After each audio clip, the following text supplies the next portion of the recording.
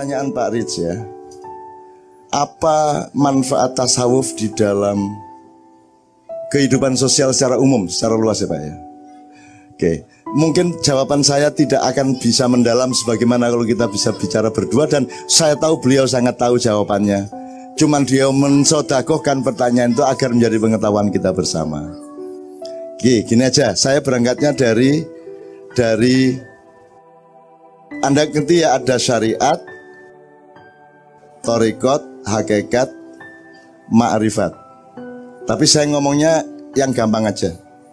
Anda makan tuh karena ingin ngerakoti sesuatu atau karena ingin sehat? Nah, jadi syariatnya itu mangan, thariqatnya mencari sehat, membangun sehat, ma'rifatnya sehat. Gitu nggak? Anda mencapai kesehatan berarti bermakrifat. Jadi sekarang bisa enggak makan tanpa urusan kesehatan? Bisa enggak? Bisa enggak Anda sehat tanpa makan? Bisa enggak mencapai kesehatan tanpa makan minum?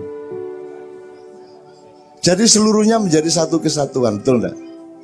Nah, jadi bisa enggak Anda sholat tanpa kerinduan kepada Allah? Bisakah Anda sholat tanpa menikmati pengabdianmu kepada Allah? Bisa enggak? Saya tanya lagi, bisa enggak engkau sholat tanpa ingat Allah? Jadi antara ingat Allah dan sholat itu bisa dipisah enggak sebenarnya? Enggak bisa. Jadi tidak mungkin ada orang menjalankan syariat tanpa hakikat. Dan syariat hakikatnya ini adalah jalan atau thariqat untuk mendapatkan makrifat. Makrifat itu apa? Tercapai sesuatu.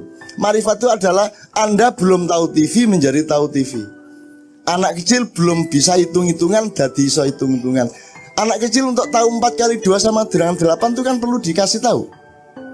Ketika dia belum tahu 4 kali 2 sama dengan 8, dia masih belum bermakrifat. Begitu tahu 4 kali 2 adalah 8, itu namanya makrifat kecil. Nah, jadi tasawuf itu tidak bisa dihindarkan. Semua orang membutuhkan tasawuf. Tasawuf itu apa? Tasawuf itu penyadaran dan penikmatan kerinduan dan pengabdian kepada Allah. Maka ada yang jalannya pakai zikir, itu supaya Allah mancep bener. Ya. Nah, semua itu tidak bisa dielakkan oleh manusia. Semua manusia butuh tasawuf. Apa sebabnya nyun sewu ya? Apa sebabnya banyak teman-teman di Eropa itu mengalami kebingungan? Kalau di Korea aja, di Korea atau di Hong Kong, di Korea itu Bu, saya sama Mbak Fia sering ke Korea dan terus disuruh ke sana. Hong Kong juga gitu, ketemu TKI. Tapi saya juga punya teman-teman Korea sangat banyak. Jadi Korea itu saya kasihan sama orang di sana. Ya, kasihan. Kerja gampang, gaji besar, tapi mereka tidak punya waktu untuk menjadi diri mereka sendiri. Ketika Anda kerjakan, Anda bukan diri Anda, tapi Anda pekerja. Jadi orang Korea itu kerja menjadi bagian dari mesin besar yang namanya industri, betul enggak? Kerja keras dan mereka tekun, rajin, luar biasa, total, profesional. Dari jam 8 pagi sampai jam 8 malam. Begitu jam 8 malam pulang, bingung. Saya ini siapa ya? Mosok saya hidup di dunia ngilangin itu. Akhirnya dia mencari dirinya. Siapakah diriku? Jadi jam 8 mereka mencari dirinya, tidak ada tempatnya. Maka mereka ke kafe, minum, kan itu kan? Kalau kayak Anda, begitu Anda sholat, Anda ketemu Allah sama dirimu. Yang tidak peduli kerjaannya apa, tidak peduli hidup di Indonesia apa, di Korea apa, di Amerika, tidak ada urusan. Yang penting aku dengan Allah, Allah dengan aku, kan begitu. Anda punya banyak jalan untuk menemukan dirimu. Nah, teman-teman Korea yang saya kenal itu tidak punya jalan. Begitu jam 8, begitu ya wes naik gak nang kafe atau di pinggir jalan bareng-bareng ngombe atau judi atau game segala macam, kan tidak punya jalan untuk ketemu dirinya. Karena ada rumus, kalau engkau kepingin ketemu Tuhanmu, maka temuilah dirimu. Barang siapa mengetahui dirinya, maka dia akan mengerti Tuhannya. Wa man arafa nafsahu faqad arafa rabba. Barang siapa mengenal dirinya, dia akan mengenal Tuhannya. Maka setiap orang habis kerja keras, itu kan dia tetap harus kembali ke dirinya. Nah, orang Korea Yang saya tahu mereka malam bingung. Maka terus setelah mabuk sampai ngantuk tidur, pagi kerja lagi gitu terus menerus bertahun-tahun. Nek sampean kan lumayan. Ono selawatan, ono yasinan, ono wiritan, ono zikir. La ilaha illallah, la ilaha illallah, ya Rahman, ya Rahim, ya Rahman, ya Rahim. Ada gitu-gitu loh. Nah, teman-teman tuh enggak punya pengajian, enggak punya selawatan, enggak punya yasinan, enggak punya hadroh, enggak punya angkringan, yang enggak ada. Jadi Anda ini sangat beruntung sebagai manusia. Oke, ini sambil saya menjelaskan ya Pak Ridha, saya menjelaskan buat teman-teman supaya ilmu yang Anda tanyakan bermanfaat untuk mereka. Kalau Pak Ridnya udah beres. Jadi ini misalnya, sampean punya ID card, masing-masing, kartu identitas, betul enggak? Oke, apa kolomnya, kolom apa kartu identitas itu? Terus tanggal lahir. Saya tanya satu hal. Yang menentukan kamu lahir itu siapa? Pada tanggal sekian, jam sekian, bulan sekian, tahun sekian, siapa? Oke, Allah ya. Kamu bisa memilih sendiri enggak? Enggak bisa Anda ya. Jadi itu bukan identitas, itu namanya personalitas. Segala sesuatu yang ditentukan Tuhan itu personalitas. Bahwa sampean jadi sampean, tidak jadi yang sampean. Jadi itu diri uluhiyahmu, diri ketuhananmu. Tapi kalau kamu bekerja di kantor, boleh milih enggak kantor apa warung? Nah, berarti bukan Tuhan yang menentukan, itu pilihanmu. Maka itu namanya identitas. Identitas adalah pilihanmu. Kamu PKB, kamu Demokrat, kamu PDIP, itu identitas karena itu pilihanmu. Tapi kalau kamu adalah kamu, itu pilihan Allah. Itu namanya personalitas, bukan identitas. Sekarang di dunia ini orang tidak ngerti bedanya personalitas sama identitas. Bahwa engkau berambut keriting itu personalitasmu karena kamu tidak bisa. Kau nak bapak ibu, sira aku tak gaya anak keriting, kau nak ceritanya. Kau nak ceritanya. Bener ya? Nah, ketika Anda bekerja, itu Anda sedang mengerjakan identitas Anda. Tapi begitu Anda pulang ke rumah, temuilah personalitasmu.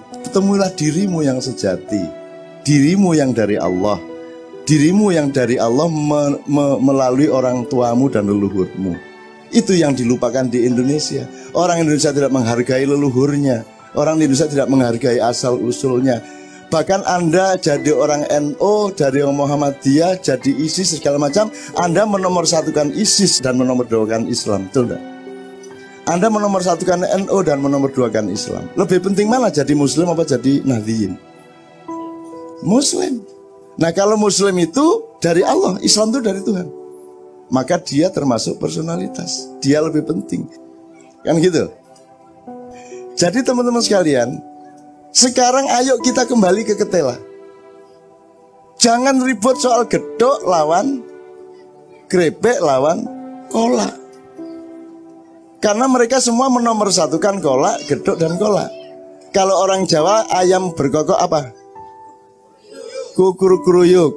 Kalau Sunda kongkorongkong. Madura kukurunu. Sekarang saya tanya, yang bener yang kongkorongkong atau kukuruyuk atau kukurunu? Yang bener yang mana? Aku tanya yang mana yang bener? Yang bener itu ayamnya. Jelas ya? Yang bener itu ayamnya, karena ayamnya itu personalitas. Allah bikin kayak gitu. Terus kita mencoba menginterpretasikan, coba menirukan, kan begitu. Nah, cara kita menirukan beda-beda. Kalau orang Sunda menirukannya kongkorongkong, orang Jawa menirukan kukuruyu, orang Madura menirukan ayam tadi kukurunu. Kenapa kita saling menyalahkan di antara kukuruyu sama kukorongkong? Sekarang kan begitu yang terjadi di Indonesia. Saling menyalahkan, padahal yang benar ayamnya itu, kan gitu. Maka kalau kita kembali ke ketela, artinya kembali kepada yang Allah ciptakan. Ngerti ya Bu ya? Sebentar, masuk kayak gak ngerti ya. Gini Bu, ini kayu apa Bu? Triplek terbuat dari kayu. Triplek yang bikin siapa? Dengan ilmunya dan teknologinya. Kayu berasal dari apa? Pohon. Yang bikin pohon siapa? Bisakah manusia bikin pohon? Jadi pohon itu yang namanya personalitas. Triplek ini identitas. Karena pohon juga boleh dibiarkan jadi pohon aja, nggak perlu diapa-apain. Tapi kan manusia diberi akal sehingga dia bekerja sama Allah, mentakdirkan pasca kayu, dia takdirkan aja jadi triplek, jadi meja, jadi kayu, jadi gagang pisau, dan seterusnya. Itu namanya identitas. Maka jadi cangkul, jadi keris, jadi parang, dan seterusnya. Gitu ya Bu ya. Nah, Anda tidak bisa berhenti pada kayu tanpa menyadari pohon. Betul enggak? Anda tidak bisa berhenti pada pohon tanpa menyadari akar dan tanahnya. Betul enggak? Anda tidak bisa berhenti pada akar dan tanah tanpa menyadari yang menciptakan tanah, bumi, galaksi, planet, dan seluruh alam semesta. Betul enggak? Nah, itu yang namanya tasawuf. Menelusuri kesadaran sampai ke pangkal kehidupan. Apa pangkal kehidupan itu? Apa? Yang paling pangkal itu apa? Kalau tidak ada Allah, ada Anda enggak? Kalau tidak ada Allah, ada bumi enggak? Kalau nggak ada Allah, ada alam semesta enggak? Kalau nggak ada Allah, ada manusia enggak? Kalau nggak ada Allah, ada setan enggak? Jadi siapa yang bikin setan? Siapa yang bikin iblis? Siapa yang bikin dajjal? Jadi kamu jangan marah sama iblis. Dia bikinan Allah, dia tugasnya berbeda, ngelatih kamu supaya imanmu kuat. Kalau nggak digoda oleh iblis, kamu tidak akan latihan. Semua pemain-pemain UFC, boxing, WBA, WBO itu punya sparring yang hebat. Dan Anda diberi sparring yang luar biasa, yaitu iblis yang punya anak namanya dajjal dan punya turunan namanya setan. Itu sparring partnermu untuk membangun imanmu. Jadi jangan benci sama mereka. Tantangan, ayo wani gelut. Gitu, tidak pakai kebencian. Anda ini sukanya benci itu loh. Di mana-mana itu kebencian. Se-Indonesia itu benci semua Pak Aliang. Di Facebook itu isinya benci, betul enggak? Jadi di masjid ini mudah-mudahan yang terjadi adalah kasih. Kasih sayang. Rahman Rahim. Ya. Karena tiap hari orang Islam oleh Allah disarankan untuk memulai segala sesuatu dengan membaca Bismillahirrahmanirrahim. Berapa sifat Allah? Yang disepakati 99, bisa 102, bisa lebih lagi. Tapi yang utama dari sifat Allah apa? Ar-Rahman, Ar-Rahim. Lu sudah Rahman kok pakai Rahim segala? Pernah dijelasin loh Ustaz? Apa penjelasannya? Saya pakai penjelasan gampang aja. Kalau Rahman itu mulutnya mangap tak mingkem. Rahman, mangap ya. Berarti kalau mangap itu kan sesuatu yang terlempar keluar dan jauh. Nek Rahim mingkem berarti dia masuk ke dalam. Nah, ngene wis gampang wis, gak ngel-ngel. Jadi kalau Rahman itu cinta yang luas. Kalau Rahim cinta yang dalam. Ah, jelas ya? Lebih dulu mana meluas apa mendalam? Meluas dulu. Orang lain dulu yang dinomorsatukan. Betul enggak? Allah sendiri tidak mementingkan dirinya, dia mementingkan hamba-hambanya dulu. Maka bukan Bismillahirrahmanirrahim, tapi Bismillahirrahmanirrahim. Mangap se kait mingkem. Itu ya. Nah, jadi cinta itu ada manajemennya. Cinta itu tidak hanya mendalam dan meninggi, tapi cinta itu juga harus meluas. Jadi orang harus horizontal, harus vertikal sekaligus.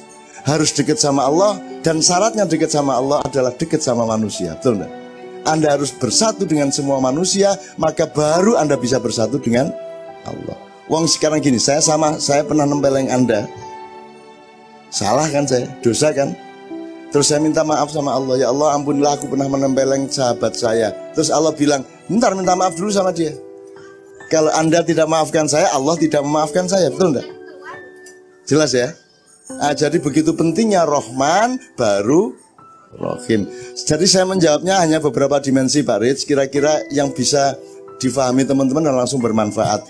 Intinya sederhana bahwa tasawuf itu tidak hanya dibutuhkan oleh semua orang Islam, tapi dibutuhkan oleh semua manusia. Yaitu meneliti dirinya sampai ke tingkat yang paling rohaniah gitu. Oke, kira-kira seperti itu.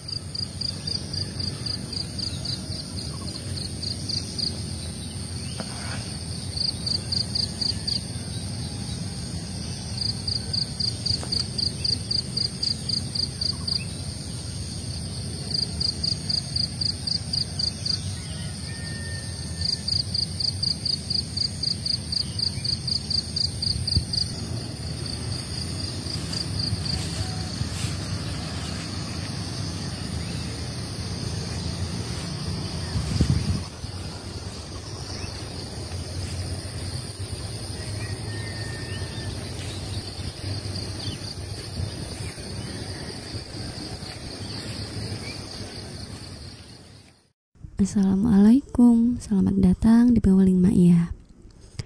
Berikut ini hanya sekedar ulasan atau pointer untuk pembelajaran bersama, untuk belajar menggarisbawahi atau merangkum poin-poin, untuk belajar memasuki pintu-pintu yang sudah Banun bukakan, dan untuk sedikit belajar mengembangkannya, atau anggap saja di setiap akhiran video Pewaling Ma'iyah ini hanya sekedar untuk menyapa saja. Oke dulur-dulur, mari kita mulai ulasannya.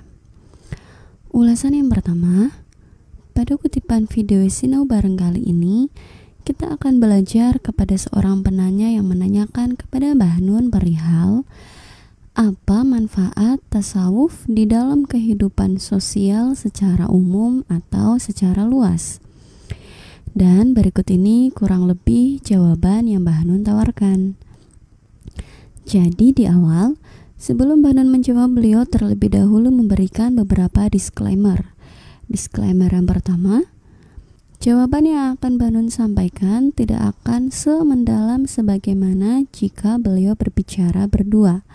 Kemudian, disclaimer kedua, Mbah Nun ngerti bahwa si penanya sebenarnya sudah sangat tahu jawabannya. Akan tetapi si penanya ingin mensodakohkan pertanyaan itu agar menjadi pengetahuan kita bersama. Kemudian pointer selanjutnya Mbah Nun memulai jawabannya. Yang pertama, Mbah Nun perlahan-lahan menjelaskan dengan memberi perumpamaan atau contoh-contoh untuk terlebih dahulu membentuk kerangka jawaban. Contoh yang pertama adalah Mbah Nun membahas perihal syariat, thariqat, hakikat, ma'rifat. Dari situ kemudian Mbah Nun menyederhanakannya kepada makanan. Jadi syariatnya itu makanan, tarekat itu membangun sehat, hakikatnya itu mencari sehat, ma'rifatnya itu sehat. Sampai sini selanjutnya Mbah Nun menggarisbawahi yang intinya adalah keempat hal itu, yakni syariat, tarekat, hakikat, dan ma'rifat itu tidak bisa dipisahkan. Artinya, tidak mungkin makan tanpa ada urusan kesehatan, dan tidak mungkin juga orang ingin sehat tanpa makan, alias tidak bisa orang mencapai sehat tanpa makan minum. Nah, jadi keempat hal itu adalah satu kesatuan. Selanjutnya, Mbah Nun pun memberikan contoh yang lainnya seperti sholat. Tidak mungkin orang sholat tanpa kerinduan kepada Allah, dan tidak mungkin juga orang sholat tanpa ingat Allah. Kemudian Mbah Nun pun kembali menggarisbawahi yang intinya, nah jadi tidak mungkin ada orang menjalankan syariat tanpa hakikat, dan syariat hakikat ini adalah jalan mencapai ma'rifat. Nah, ma'rifat itu apa? Ma'rifat itu adalah tercapainya sesuatu. Misalkan, dulu Anda tidak tahu TV, kemudian menjadi tahu TV. Itu adalah ma'rifat kecil. Sampai sini kemudian Mbah Nun mengingatkan kembali bahwa tasawuf itu tidak bisa dihindarkan karena semua orang membutuhkan tasawuf. Selanjutnya, Banun menggarisbawahi yang intinya tasawuf itu adalah penyadaran dan penikmatan kerinduan dan pengabdian kepada Allah. Maka ada yang jalannya dengan zikir dan sebagainya. Sampai sini, jika kita mencoba untuk sedikit memasuki pintu yang sudah Banun bukakan, maka kurang lebih begini. Pertama, perihal syariat, thariqat, hakikat, ma'rifat. Mungkin sederhananya begini. Misalkan kita berada di Semarang, kemudian ingin menuju ke Candi Prambanan. Nah, syariat itu jalannya. Artinya, di jalan ketika akan menuju ke Candi Prambanan itu ada rambu-rambu yang harus dipatuhi agar selamat sampai ke candi. Sedangkan thariqat itu caranya. Jadi, caranya ke Candi Prambanan itu berbeda-beda. Ada yang thariqatnya naik motor, naik mobil, jalan kaki, atau mungkin mau berangkang juga silahkan. Dan juga thariqatnya dari Semarang mau lewat Ambarawa, Magelang, Jogja, baru Prambanan. Atau thariqatnya mau lewat Salatiga, terus Solo, baru Prambanan. Atau mungkin thariqatnya dari Semarang mau lewat Temanggung, Wonosobo, Magelang, Jogja, Prambanan juga silakan. Intinya thariqat itu caranya, dan caranya itu berbeda-beda. Sementara hakikat itu tujuannya. Jadi hakikat adalah menuju ke Candi Prambanan. Kemudian yang terakhir adalah ma'rifat. Ma'rifat adalah tercapainya tujuan itu, sehingga bermakrifat atau menjadi tahu, oh ini toh Candi Prambanan begini ini. Dulur-dulur, berikut itu hanya sekadar untuk sedikit belajar memasuki pintu yang sudah Banun bukakan dan juga untuk belajar mengembangkannya. Kemudian, pointer selanjutnya, Banun memberikan contoh yang lainnya untuk kembali membangun kerangka jawaban. Jadi, selanjutnya, Banun membahas perihal orang Korea itu pekerjaan beres, gaji besar, kesejahteraan terjamin. Namun, mereka menjadi mesin besar yang namanya industri. Dan mereka sangat profesional dan sungguh-sungguh dalam mengerjakan pekerjaan itu dari jam 8 pagi sampai jam 8 malam. Namun, sepulang dari tempat mereka bekerja, setelah 1 hari penuh tidak bertemu dengan dirinya, kemudian pulang ke rumah. Mereka kebingungan, artinya mereka itu tidak mengenal siapa mereka, dari mana mereka, dan akan kemana mereka. Karena selama sehari penuh mereka hanya menjadi mesin besar industri dan tidak bertemu dengan diri mereka sendiri. Sehingga saat mereka selesai bekerja dan bertemu dengan diri mereka, maka mereka kebingungan dan tidak mengenal personalitas diri mereka. Kemudian di dalam kebingungan itu mereka pun ke kafe, ke clubbing dan sejenisnya, kemudian minum dan tertidur. Selanjutnya esok kembali bekerja. Terus menerus seperti itu sepanjang hidupnya. Artinya mereka itu tidak tahu asal muasal dan tujuan dari kehidupan ini. Sementara kita di Indonesia, kita memiliki banyak cara untuk dapat bertemu diri kita. Kita mengerti asal muasal dan tujuan hidup karena kita mengenal Tuhan. Di Indonesia kita punya yasinan, zikir, sholawatan, maulidan, kuliah subuh, kenduran, syukuran, dan masih banyak lagi. Dan itu adalah jalan kita untuk dapat bertemu diri kita dan Tuhan. Karena barang siapa yang mengenal dirinya sendiri, maka dia mengenal Tuhan. Sampai di sini kemudian Banun lebih menjabarkan perihal hal tersebut dengan membahas perihal personalitas dan identitas. Pada pointer ini intinya kurang lebih begini.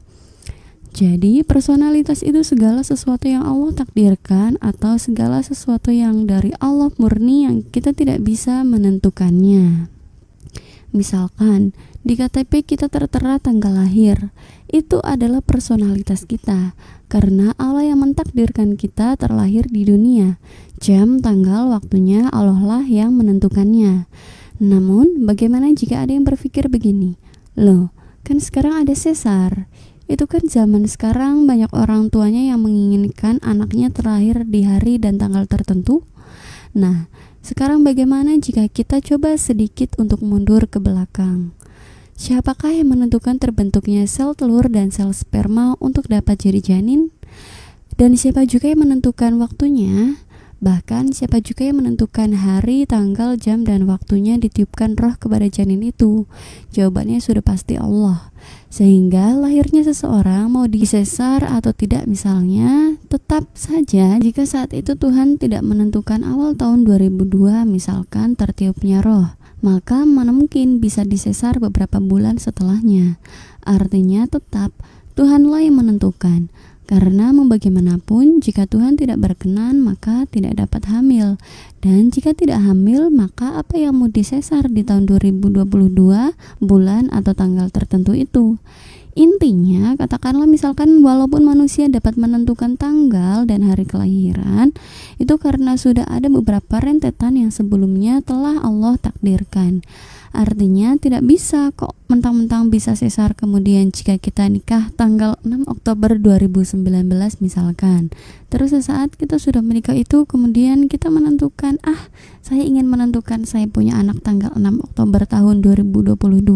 Nanti sesar tanggal segitu. Tetap tidak bisa karena kita tidak punya kemampuan sejauh itu. Tetap hanya Allah lah yang menentukan kapan kita awal mengandung dan seterusnya. Sehingga yang tertera pada KTP berupa tanggal lahir itu benar adanya bahwa itu adalah personalitas. Artinya personalitas itu Allah lah yang menentukan. Nah, sedangkan identitas adalah segala hal dari diri kita yang kitalah yang menentukan. Misalkan kita bekerja di kantor kan pilihan kita, karena bisa juga kita memilih untuk kerja di warung contohnya. Garis besarnya intinya adalah jika personalitas itu yang Allah tentukan, sedangkan jika identitas adalah pilihan kita. Pointer selanjutnya, setelah Mbah Nun ngendiko perihal personalitas dan identitas, kemudian beliau menarik kepada yang sebelumnya telah beliau ungkapkan perihal orang Korea atau orang yang di luar Indonesia yang mereka tidak mengenal personalitas atau diri mereka. Mbah Nun ngendiko, nah jadi ketika Anda bekerja itu Anda sedang menjalani identitas Anda. Tapi begitu Anda pulang ke rumah, temuilah personalitas Anda. Artinya, temuilah dirimu yang sejati, dirimu yang dari Allah melalui orang tuamu dan leluhurmu. Itu yang dilupakan di Indonesia. Orang Indonesia tidak menghargai leluhurnya, orang Indonesia tidak menghargai asal-usulnya. Sampai di sini, kemudian Mbah Nun ngendiko perihal ketela, getuk, keripik, dan kolak. Intinya, pada pointer ini kurang lebih begini. Jadi, orang Indonesia sekarang lebih mementingkan identitas daripada personalitas. Kemudian yang Mbah Nun contohkan adalah sekarang kita itu kalau sudah jadi NU, Muhammadiyah atau yang lainnya itu lebih mementingkan Muhammadiyah, NU dan yang lainnya itu. Padahal itu kan identitas, sedangkan personalitasnya adalah Islam. Kemudian Mbah Nun membuat perumpamaan, jadi ketela itu dari Allah, sedangkan getuk, keripik, kolak itu buatan manusia. Pada contoh ini kemudian Mbah Nun menggarisbawahi, jadi teman-teman sekarang ayo kita kembali ke ketela, jangan meributkan antara getuk, keripik, dan kolak. Artinya jangan menomorsatukan getuk, keripik, atau kolak, akan tetapi nomorsatukanlah ketela. Sampai sini kemudian Mbah Nun pun ngendiko, jadi kalau orang Jawa mendengar bunyi jago, dia menginterpres dengan bunyi kukuruyuk. Sementara kalau orang Sunda kong-korong-kong dan orang Madura kukurunuk. Selanjutnya Mbah Nun bertanya, siapa yang benar, kukuruyuk, kongkorongkong, atau kukurunuk? Nah, bermacam-macam jawaban yang jamaah lontarkan. Hingga kemudian Mbah Nun ngendiko bahwa yang benar itu ayamnya. Karena ayamnya itu personalitas. Allah bikin seperti itu, kemudian kita mencoba menginterpretasikannya. Ada yang kukuruyuk, ada yang kongkorongkong, dan seterusnya. Pointer selanjutnya yang Mbah Nun contohkan adalah pohon. Bahwa pohon itu adalah ciptaan Allah. Artinya pohon itu personalitas. Kemudian manusia dengan akal dan teknologinya membuat triplek, kursi, meja, gagang pisau dari pohon yang Tuhan ciptakan. Sampai sini, kemudian Bahnun menggarisbawahi bahwa Anda tidak bisa berhenti pada kayu tanpa menyadari pohon, dan Anda tidak bisa menyadari pohon tanpa kesadaran kepada akar dan tanahnya. Bahkan, Anda tidak bisa berhenti kepada tanah tanpa menyadari yang menciptakan tanah, bumi, galaksi, dan seluruh alam semesta. Nah, itulah yang namanya tasawuf. Menelusuri kesadaran sampai ke pangkal kehidupan. Pangkal kehidupan adalah Allah Subhanahu wa Ta'ala. Karena kalau tidak ada Allah, maka tidak ada manusia, jin, setan, dan seterusnya. Sehingga jangan membenci setan, karena setan juga ciptaan Allah. Hanya saja jangan mengikuti setan, namun tidak perlu membencinya, karena dia adalah sparring partner kita agar melatih iman kita menjadi kuat. Sebagaimana para pemain tinju hebat, mereka memiliki partner yang hebat sehingga mereka menjadi hebat. Jadi tidak usah membenci siapapun saja, karena Allah itu Maha Pengasih dan Maha Penyayang. Intinya pada pointer ini Bahnun menawarkan kepada kita untuk tidak usah membenci siapapun dan apapun saja. Kemudian pointer yang terakhir, Bahnun bahas perihal Rahman dan Rahim. Intinya pada pointer ini adalah Rahman itu cinta yang meluas, sedangkan Rahim itu cinta yang mendalam. Jadi dari semua rangkaian jawaban yang Bahnun ngendikokan itu, kunci yang dapat saya tangkap intinya adalah semua orang tidak bisa mengelakkan tasawuf, karena tasawuf itu adalah menelusuri segala hal sampai ke pangkalnya, dan pangkal dari segala hal itu adalah Allah. Sehingga jika kita ingin menyatu dengan Allah, maka kita juga harus mencintai siapapun dan apapun saja. Oke dulur-dulur, sampai di sini dulu ya ulasan atau pointernya. Sebenarnya masih ada begitu banyak hal yang dapat kita pelajari bersama dari kutipan Sino Bareng pada video ini. Ulasan, pointer, atau rangkuman yang saya ungkapkan itu hanya sedikit gambaran saja. Dan semua yang sudah saya ungkapkan itu bukanlah sebuah kebenaran. Hanya saja semoga dapat sedikit menambah referensi. Mohon maaf atas semua kelemahan sudut pandang saya. Matur suwun dan sehat selalu saudaraku. Wassalamualaikum.